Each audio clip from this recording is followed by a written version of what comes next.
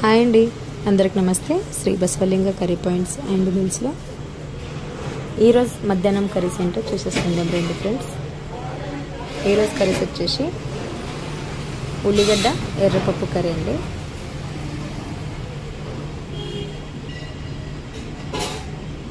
దొండకాయ ఫ్రై,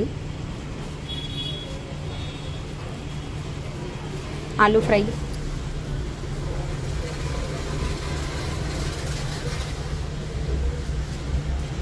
కాకరకాయ ఫ్రై,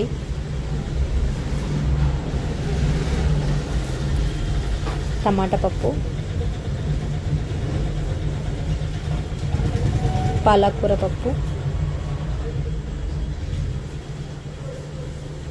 సాంబార్,